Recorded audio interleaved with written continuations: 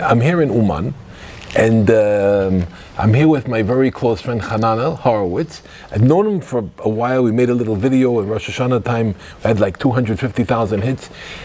And now we were just chatting. He's leaving today, and he told me this incredible story about his life that I was so excited.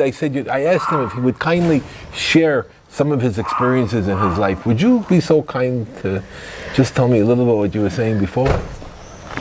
I was born in South Africa in 1961, not to a religious family whatsoever. I knew that I was Jewish, and I knew that there was a God. I felt that there was a God. I didn't know there was a God, I felt there was a God. And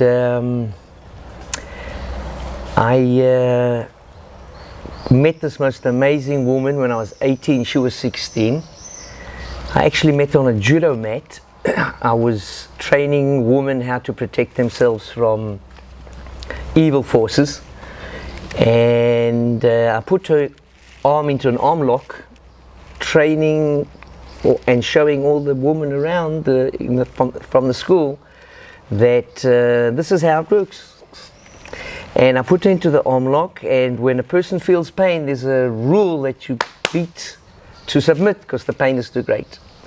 And she didn't submit, and I was putting more and more pressure, and I heard the ligaments tearing literally, and she said, I will never ever submit. And I said, I'm going to break your arm, and she said, I will never submit. And then I said to myself, this is the lady I'm going to marry. Unbelievable. And married her, and she's just one of the greatest women that she is the greatest woman that she's going to definitely sit with the four mothers in Shemaim. That's no question. So you told her you're going to marry her. What happened next? She said, I've got to go to a yeshiva, a place where you learn Torah in Yerushalayim, where you learn the holy. In order to marry you. In order to marry. She was not willing to marry me under any circumstances unless I'd go first to Jerusalem and to learn about the Jewish heritage and the Jewish law. And I said, under no circumstances, I'm not interested in Judaism whatsoever. Forget it. And she said, okay, then forget it. Okay. So I left her for 3 months, and I just couldn't live without her. And I came back, I said, so now let's get married. She said, no, go to Jerusalem first and learn about our Jewish heritage. It's like the story of Rabbi Akiva. Not exactly, but I hear the. So I walked into a sameach and I said, I want to speak to the big rabbi, please, the biggest, because if you cannot prove to me that there's a God within 5 minutes, I'm doing a U-turn and I'm walking straight out. At least I can tell who is now my wife, that I tried, and now let's get married. So the rabbi, his name was Rabbi Cordoza, he proved to me within 3 minutes that there's a God. How did he do that? There's a concept in Judaism called hashgacha pratit, which means that God controls everything. And he said, now that I've told you this concept, I want you to think a minute and see throughout your life how God put you here and put you there. And it just, no words to explain. It was just like a wow. I realized, okay, there must be a God. And I started learning, and since then I couldn't tear myself away from the books.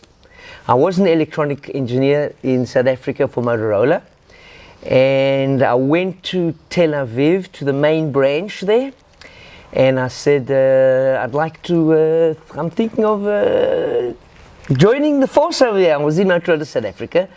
I'm thinking of joining the force here. And the guy said, what do you know? Okay, so you went to the Motorola? So I went to Motorola head offices, and they said, what is your expertise in South Africa? And the system was called Interac. Interac was a system whereby it was an automatic irrigational system where they put electrodes into the ground, and they feel it senses how much humidity is in the ground. When there's less humidity in the ground, then automatically the sprinklers work. The guy said, I want you now. I'll give you anything you want in the world.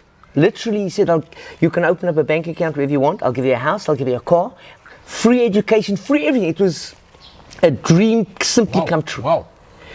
And I said to him, I appreciate it very much, thank you, but I am going to go to Osameach first. I promised my Future girlfriend at the time that I promised her I have to go to Osameach. And she was in Israel at the time? No, she was in South Africa. So you came by yourself? Oh, Yeah, wow. yeah. Incredible.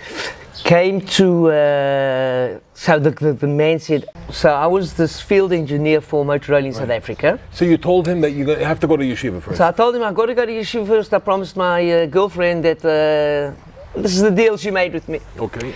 So this is the story. When I walked in, and this Rabbi Cardoza proved to me that there's God with me in 3 minutes. So what happens next? Next, I go into the world of learning Torah, and I cannot leave it. It's just... No, but I'm saying in your life, what happens? You learn, you go back to South Africa? I go back to South Africa, and yes, she's willing to marry me now, because I entered into the world of our heritage. Incredible. And we got married in South Africa. She did not want to stay there at all. After the wedding, came straight back to Israel. Now there is a law in the Jewish religion where you have 7 days of party. We made the 7 days of party in Israel. Amazing. Because she just didn't want to stay in South Africa any longer. Amazing. And to cut the long story short, I have 10 children, and 6 of them are already married, 4 to go. And life is just the most beautiful life in the world. Now, I started off my religious life at Osameach as a Lithuanian Jew, and I felt something was missing and I couldn't explain One how. second. You didn't grow up in a religious family? No, nothing. Somebody told me something. I want to just ask you if it's true. You have a grandmother Yes. that was in South Africa. Yes. And she had a message for you, for some rabbi in Israel? Yes. What was that? So my grandmother, may she rest in peace, Chassidus Gittel was her name. She told me that I should go give tzedakah, charity money, to a yeshiva, to a learning school in Bnei Brak. And the yeshiva is called Ponovich. And the head of that yeshiva is Rav Shach. So she gives me the money. I'm now learning in Osameach. I forget all about it. About 2 or 3 months later, I remember, I got to go give this money to this rabbi. So I go to the head of Osameach and I say, I got to go speak to this Shachi guy. And he says, what do you mean, who's Shachi guy? I said, he's in Bnei Brak. He says, where in Bnei Brak? I said, I don't remember the name of the yeshiva. So he puts 2 and 2 together. He says, if it's Shach, you mean Harav Shach? I said, yeah, that's his name. He said, what's the connection? So I explained to him that my grandmother, may she rest in peace, was family with Rav Shach. Brother? They came from 2 different mothers. Rav Shach married twice. Half? His father married twice. His father married twice. So she was a half sister. Yes, like a half sister. And so the rabbis there go out, they go ballistic, they cannot believe this is happening. And they come with me to Bnei Brak, and Rav Shach says to me in Yiddish, Baruch Hashem, the kindlach kumt zurich daheim, which means in English, my children are coming back home. And he said to me, I have to come to him every single month to get a bracha. And so for a long time I would go there. I'd say, Shalom, he'd say, how you doing? How's the learning going? What's news? How things going? And we built up a very nice relationship. Unbelievable. Incredible. In the meantime, my girlfriend went to a girls' school in Jerusalem, Neve Yerushalayim, and I was in the boys' school in Osameach. I go to Rav Shach and I say, Rav Shach, I want to marry this girl. So he said to me, on 3 conditions. Oh, you still didn't marry her yet? Not yet, no. We're learning. We're learning the ropes. How to become a Jew, a real Jew. And so Rav Shach says, on 3 conditions. 1, she's got to cover her hair. 2, do you have a way how to support her? And 3, will you set aside time to learn? All 3, yes, no problem. Chasna immediately, get married immediately. So you went back to South Africa? Went back to South Africa, got married. Like I said, she didn't want to stay there, got married there, came straight back to Israel. We lived in a place called Gilo, that's the neighborhood, where they taught us how to speak Hebrew and etc. etc. Once I started learning the holy books, I just couldn't separate myself from it in any which way. It was like a fish in water, and it's hard to explain, but I can't explain it. It's just in the heart. As we continue to live in Israel, thank God, like I said before, we had 10 children, 6 already married, 4 to go. And there's no words to explain it. I was learning in a Lithuanian yeshiva, and I felt something was missing in coming closer to God. And so I became a Sephardi. I went to the big rabbis, Rav Eliashiv, with friends that also want to become Sephardi, and to Rav Chaim Kanievsky. And both of them said you can become a Sephardi lekatchila. In other words, how do you say lekatchila in English?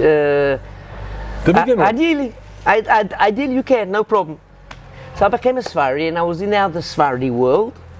And again, something was missing. I wasn't getting that connection to God that I wanted so much. And I'm on the search, and then I finally found Chassidut, Breslov. And there's just no words to explain it. It is the most beautiful way of life. It has so much meaning, so much hope, so much happiness, so much everything. I never had a question. Everything was just perfect. It was like I was living in the next world in this world. And life just took on a whole different meaning, a whole different... I don't know how to explain it. And I've been now religious for over 30 years, and I'm just loving life with a passion that there's no words to explain. No words to explain. Amazing. If you had one message to say, what you got from Rabbi Nachman, what would it be? Complete and utter tikva, hope. It's the first time that I have 100% hope that I know I'm going to succeed. I know it, I believe it, and I feel it in my bones. And that's because of the teachings of Rabbi Nachman. Which teachings? Which one speaks to you? Which is that question, unfortunately. What comes to mind? What comes to mind? All of them are just amazing. All of them.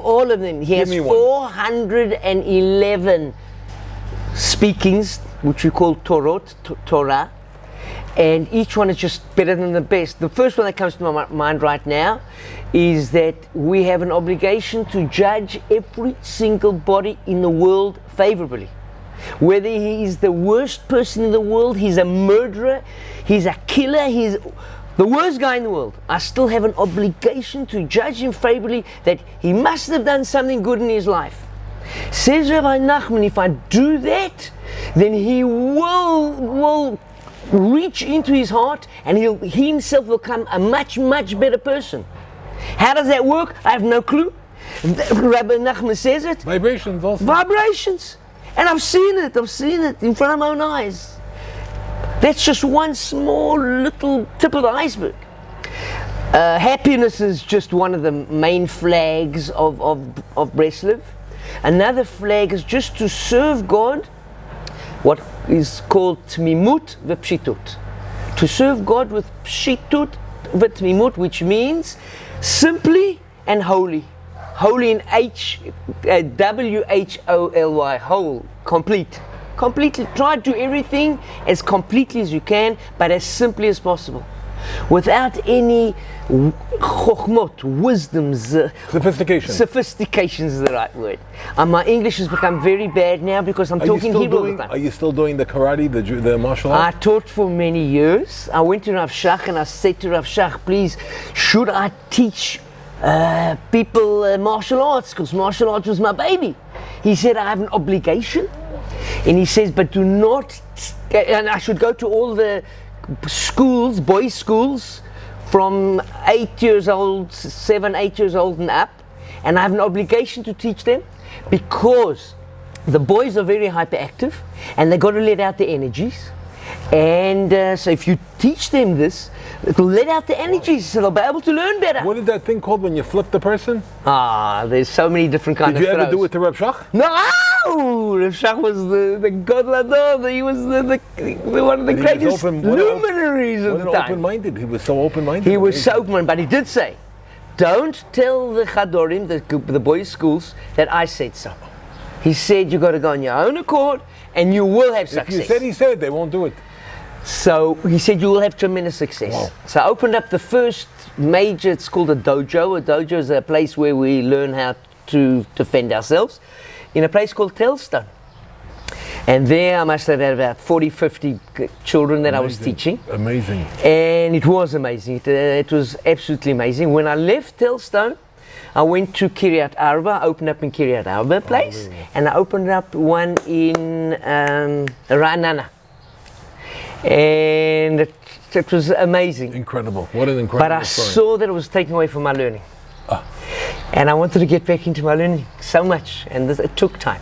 Because the traveling was a lot of time, and the teaching itself was also a lot of time.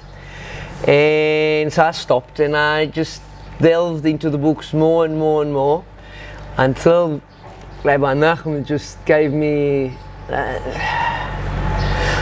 it's just so beautiful to be alive. It's just so beautiful to be alive, because life is just so, he makes life so worthful and so interesting and challenging, in the respect that when people have their downs, we are so happy about it, because we know in the downs that's where we're going to grow, that's where we're going to become better people, in essence. And I saw it over and over and again. We don't ask for these difficulties, but when they come, we dance, man. And there's just no words to explain it. Life is, it's just so beautiful. It's just, I don't know how people wake up. When I wake up, I'm dressed and out of the house within maybe 3 minutes, and I'm just running to learn. And now I see you came here for Shavuot. You've been here for like 10 days already. Yeah, 14 days already. You're here with your wife, or you came by yourself? I came by myself. She allows you to come and... She is such an amazing woman. She said, whatever you need to do to come close to God, I will not stand in your way. Whatever you need to do. When we come here, when I come for Rosh Hashanah, the beginning of the year, for Jewish calendar year, I'm here for about 2 months. Has she been here? She's never been here herself. Oh. She's taking care of the flock. Amazing. Incredible. What an incredible... I told you myself, I was in Mezhebush by the Baal Shem Tov for the weekend. I was leaving for Krakow. I said, you know what? I'll come back to Uman for 2-3 days. And then we started talking. You told me you're leaving it, told me the story. You're leaving 1 o'clock. You see everything, it's mamash. And they'll continue. Oh yes, it certainly will be, Zat Hashem. Amazing. And may the whole world be blessed. And just one other very important point, that Rabbeinu Nachman says that you have to talk to God every day. When a person talks to God every day, like a friend, like a father, and he's sharing all his burdens and difficulties and successes, you build such a beautiful relationship with him. I'd like to make a statement now that I hope won't rock the world, but I'm going to say it anyway. I don't believe anybody needs a psychologist. I don't believe anybody needs a doctor. And I don't believe anybody really has to put in that amount of effort for a livelihood. Because if you talk to God with an open heart and a true heart, you will have all the blessings in the world. And I've seen it, and I'm a living proof of that. So what more can you want? What more can you wish for? I've got everything in the world. My life is perfect. And it's been that way since I became a Breslov Chassid. It's about 20 years now. Perfection. Every day is a new challenge, a new sweetness that cannot be expressed. Cannot be expressed in words. Just cannot be expressed in words. It's that good. Baruch Hashem, amazing, incredible. All right, it's been amazing talking to you. I appreciate you doing this, because I know you're very shy. I am very shy. I don't like doing these things. Really, I don't like doing these things. Okay. I get camera fright. I don't know why, but that's what God that's how He's made me. All right, it looks like And you I came out of accept your it. shell. It looks like you came out of your shell today. Baruch Hashem, thank God, thank God. Fantastic. Okay, I think we said it. Anything else you want to add? I would like everybody in the world to search for the truth. Truth is a very, very strong factor in Breslov Chassidut. And if a person really, really looks for the truth, he'll find Rabbeinu. He'll find Rabbeinu Nachum in Breslov. The whole world. And that's another beautiful thing about Breslov. Rabbeinu is not only concentrating on the Jewish people, he's concentrating on the whole world. Trying to make the whole world at peace. Trying to make the whole world be happy. Trying to make the whole world rectify themselves. What better recipe can you wish more than that? That's a winning recipe right there. Bingo! You ever told Rab Shach about Breslov? No. He had already passed on to the next world. But I do believe in Ponovich there were Breslov Hasidim, and Rav Shach respected them. Yeah. He respected every Jew. Amazing. Really respected every Jew and loved every Jew. A wonderful And your wonderful- grandmother, you told her that you met him? Wow, for sure! Yeah! What was her reaction? She was so happy you cannot believe. She knew who he was. She knew that he was, They were a good family. but she knew that he was this most important rabbi. Yeah. She knew. I had no clue because I was not religious. Unbelievable. Incredible. No words to explain how God deals with everyone, hand-gloved, hand-picked. And if you open up your eyes, you will see how He's leading you along the line. But you got to open up your eyes and look for the truth.